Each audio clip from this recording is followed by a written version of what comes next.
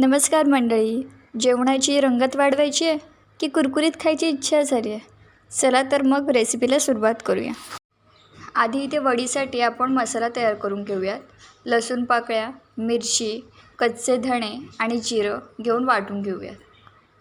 धणे आपल्याला कच्चेच घ्यायचे जेणेकरून वडीला छान चव येते. हा मसाला पाणी न घालता आरडभरड वाटून घ्यायचे.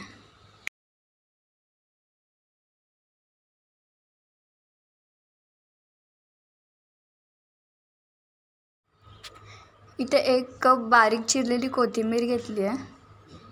त्यामध्ये मी वाटलेला मसाला घालते आहे.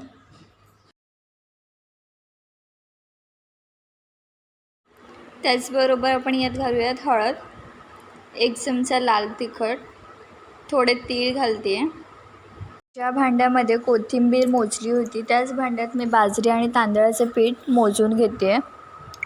अर्ध्या वाटीला थोडंसं कमी मी बाजरीचं पीठ घेतलं आहे. त्याचबरोबर 2 चमचे तांदळाचं पीठ घेतलं आहे. हे एकूण अर्धी वाटी भरलं जातं. हे योग्य प्रमाण आहे.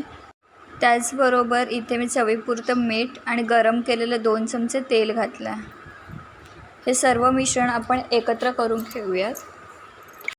गरम तेलाचं मोहन घातल्यामुळे वडी एकदम खुसखुशीत होते. या मिश्रणात थोडं थोडं आपण बाजरी आणि तांदळाचं पीठ घालून छान असा गोळा तयार करून घेऊयात. संपूर्ण मिश्रणाचा गोळा तयार करण्यासाठी आपण साध्या पाण्याचा वापर करणार आहोत. मला इथे एकूण 1 ग्लास पाणी लागलं. बेसन टाकून आपण कोथिंबीर वडी नेहमीच खातो, पण एकदा अशा पद्धतीने सुद्धा कोथिंबीर वडी करून बघा. चवीला खूप छान लागते. तुम्हाला जर माझ्या रेसिपीज आवडत असतील तर मायराज किचनला लाईक, शेअर आणि सबस्क्राईब करायला विसरू नका. त्याचबरोबर कमेंटमध्ये मला नक्कीच सांगा की ही रेसिपी तुम्हाला कशी वाटली. इथे आपलं वडीचं मिश्रण तयार झालेलं आहे. वरून अर्धा चमचा तेल आपण त्याला जोडून घेऊयात. इथे स्टीलची चाळण घेतली आहे. त्याला थोडंसं तेलाने ग्रीस करून घेतलं आहे. या चाळणीमध्ये एकसारखं आपण थापून घेऊयात. मला इथे वडी थोडी जाड हवी आहे म्हणून मी जाड थापून घेते आहे. तुम्ही तुमच्या आवडीप्रमाणे कमी जास्त थापू शकता.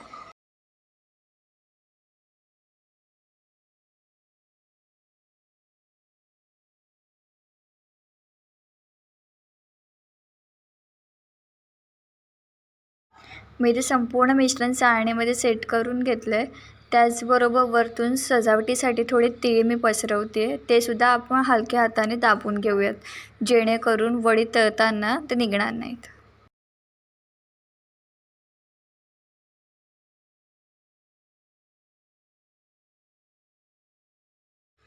वडी सेट करत असतानाच मी पाणी उकळत ठेवलं होतं. चला तर मग आता आपण वडी शिजवून घेऊया. 10 ते 15 मिनटं झाकण ठेवून आपण वडीला वाफ काढून घेऊया.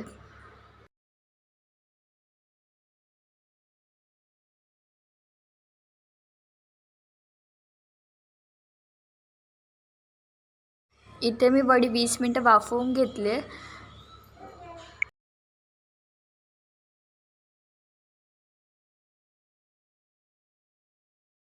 सगळ्यात आधी इथे मी वडीच्या कढया ज्या आहेत ते मोकळ्या करून घेते जेणेकरून आपली वडीसुद्धा सहज निघेल आणि तुटणार नाही.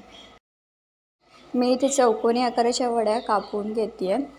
तुम्हाला एक गंमत माहिती आहे का? ही वडी तुम्ही शॅलो फ्राय किंवा डीप फ्राय दोन्ही करू शकता.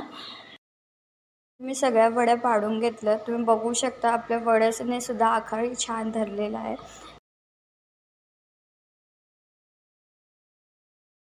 सहसा काय होतं, आपल्याकडे लहान मुलं असतात, ते ज्वारी आणि बाजरीच्या भाकरी खायला निघत नाहीत.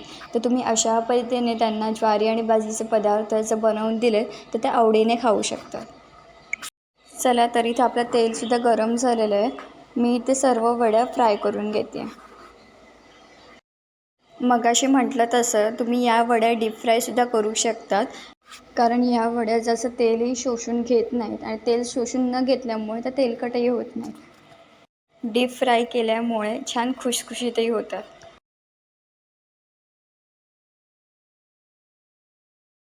तुम्ही ते बघू शकता की एकाच वेळी आपण खूप जास्त वड्या फ्राय करू शकतो. चला तर मग या वड्या आपल्या तयार झाल्यात. आपण एक प्लेटमध्ये सर्व करून घेऊया.